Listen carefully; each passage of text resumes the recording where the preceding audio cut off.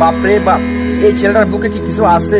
তার গায়ে কি শুধু গোস্ত আছে নাকি তার পুরোটাই কলিজা? আমার মনে হয় তার পুরো বুকের যে 36 ইঞ্চি সিনা আছে এই পুরোটাই হচ্ছে কলিজা। তার এক একটা কথা, সেই যে 2024-এর 5ই আগস্টের পর থেকে তাকে আমি যেভাবে অনলাইনে অফলাইনে যেভাবে অ্যাক্টিভ দেখতেছি, সে শাহবাগে যায়, সে পল্টনে যায়, সে দেশের বিভিন্ন প্রান্তে যায়, আমার মনে হয় সে একজন মানুষ না, সে একটা ফেরেশতা। তাকে যে আল্লাহ পাঠাইছে, তার পুরো শরীরে কোনো গোস্ত নাই ভাই, কোনো গোস্ত আছে বললে, কোনো গোস্ত হাড্ডি আছে বলে মনে হয় না, মনে হয় তার পুরোটাই কলিজা। তার এক একটা কথা শুনলে শাহবাগীদের বুকে, যারা ভারতীয় রাজাকার আছে তাদের বুকের ভিতরে আগুন জ্বলে, আগুন আগুন জ্বলে রে, কিভাবে আর কেউ নাই। তার এক একটা কথা শুনলে আমার গায়ের পশম দাঁড়ায় যায়। সে বুক ফুলায়ে বলে, কাদেরকে বলে? যারা ভারতীয় দালাল তাদেরকে বলে, তাদেরকে সাবধান করে কথা বলে। সে বলে মৃত্যুর ফয়সালা জমিনে নয় আসমানে হয়। আমরা কে কত বছর বাঁচবো, কে কতদিন হায়াত পাবো, সবকিছু লেখা হয়ে গেছে।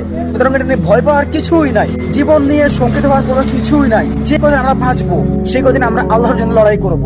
তার কথাগুলো শুনলে ওসমান হাদি ভাই, ভাই আপনি ভাই আমাদের সমবয়সী, কিন্তু ভাই প্রতিনিয়ত আপনি আমাদেরকে শেখাচ্ছেন। আমরা ভাই আপনার কাছে ঋণী হয়ে গেছি। আমরা আপনার সমবয়সী হয়েও আমরা এই দেশের জন্য, এই জাতির জন্য কিছুই করতে পারতেছি না। আর সে জায়গায় আপনি কতটা ব্যতিক্রম।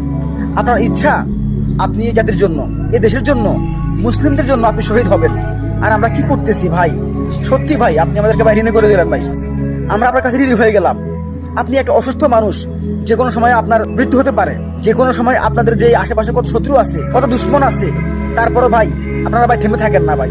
সত্যি ভাই আপনি আমাদের আইডল হয়ে গেলেন। এই 2024-এর 5ই আগস্টের পর থেকে 2025-এর শেষ পর্যন্ত ভাই এখনো ভাই আপনি সেই আগের জায়গাতেই আছেন।